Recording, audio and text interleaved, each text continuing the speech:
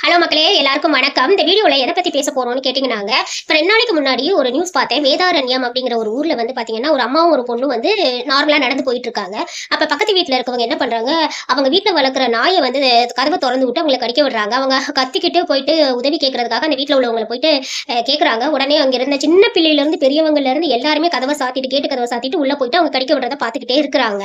இது பார்த்தோன்னே எனக்கு ரொம்ப ஷாக் ஆயிடுச்சுங்க. என்னடா மனிதர்கள் நீங்களா? என்ன மனித நேயத்துல வாழ்றீங்க?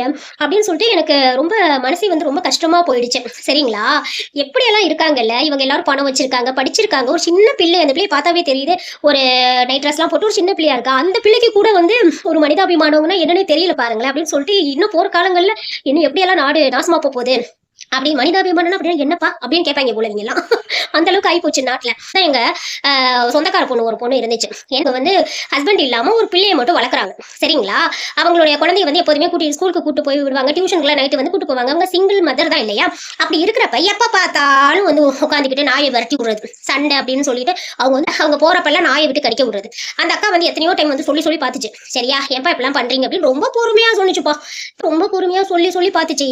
கேட்குற மாதிரி இல்லை. ஒரு நாள் என்ன பண்ணிட்டாங்க, குழந்தைங்க வந்து நல்லா கடிச்சிருச்சு. சரிங்களா? அவங்க வேலைக்கும் போகணும், அதுக்கப்புறம் அந்த குழந்தையும் பார்த்துக்கணும், எவ்வளவு விஷயம் இருக்கு இல்லையா?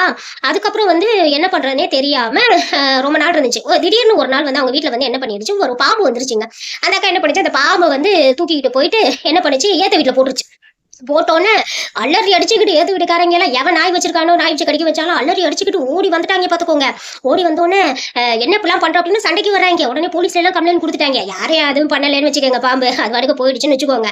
உடனே வந்து அந்த அக்கா வந்து உடனே கம்ப்ளைண்ட் எல்லாம் கொடுத்து எங்க வீட்டுல பாம்பை போட்டுட்டா, அப்படி போட்டுட்டா, அப்படி இப்படி எல்லாம் வந்துட்டு சொல்லி இது பண்ணாங்க. உடனே போலீஸ்காரங்க வந்து இவங்களை வந்து விசாரணை எல்லாம் பண்ணிட்டு இருந்தாங்க. சரியா? உடனே அந்த அக்கா கேட்டுச்சு, நான் ஒன்னும் பாம்பு வளர்க்கல, இவங்கள மாதிரி நான் ஒன்னும் நாயெல்லாம் வளர்க்க கிடையாது. அது அவங்களாச்சும் வளர்த்து எல்லா ரோட்ல போற எல்லாரையும் கடிக்க விடுறாங்க. இந்த பாருங்க, எங்க பிள்ளைங்க எல்லாம் வந்து என் பிள்ளைய வந்து கடிச்சு வச்சிருக்குது. நான் ஒன்னும் பாம்பை யதார்த்தமா தான் வந்து என் வீட்டுல வந்துச்சு. பாம்புன்னா போகதாங்க செய்யும். நான் ரோட்ல போட்டேன், கடைசி அவங்க வீட்டுக்குள்ள போச்சு. நான் எப்படி, எனக்கு எப்படி தெரியும்? அப்படியே நான் வந்து வளர்த்திருந்தாலும் அவங்க சொல்றபடி நாய் வளர்த்து எல்லாரையும் கடிக்க விடுறாங்கல்ல, அப்ப பாம்பு வளர்க்குறது என்னோட இஷ்டம். நாய் மட்டும் வளர்க்கலாம், பாம்பு வளர்க்க கூடாதா? எங்கேயாச்சும் சட்டம் இருக்குதா நாய் வளர்க்கலாம் பாம்பு வளர்க்க கூடாதுன்னு? ஏன் நான் இப்ப வளர்த்ததாவே வச்சுக்கோங்களேன், அந்த பாம்பு வந்து அந்த அம்மாவை கடிச்சிச்சா, இல்ல அவங்க வீட்டுல யாரையாச்சும் கொத்துச்சா? இல்ல அப்படி நேரம் கொட்டி இருந்தா நேரம் மண்டையை போட்டிருப்பாங்க, உங்க வீட்டு உங்கள்கிட்ட வந்து கொடுத்துருப்பாங்களா? அது என்ன நாய் கடிச்சதுக்கெல்லாம் கம்ப்ளைண்ட் எடுக்க மாட்டேங்கிறீங்க, சும்மா பாம்பு வந்து வீட்டுக்குள்ள போனதுக்கு கம்ப்ளைண்ட் எடுக்கிறீங்க அப்படின்னு ஒரு கேள்வி கேட்டுச்சு பாருங்க அந்த அக்கா. எல்லாரும் சக்காய் போயிட்டாங்க. ஆஹா, அந்த அன்னையில இருந்து இந்த ஏத்த வீட்டுக்காரன் வந்து அப்ப நாயே உள்ள கட்டி போட்டுருவோம் பாத்துக்கோங்க, வெளியிலே விட மாட்டான். யாராச்சும் இப்படி பாம்பு தூக்கி நம்ம மண்டியில போட்டாங்கன்னா என்னடா பண்றது? நாயை கூட சமாளிச்சிடலாம், பாம்புனா படைக்க அனுப்பிச்சு பாத்துக்கங்க. ஆமா, இது மாதிரிலாம் யாராச்சும் பின்னாடி பண்ணிடாதீங்க மக்களே, பாம்பை விட்டுருவாங்க பாத்துக்கங்க. நன்றி மக்களே.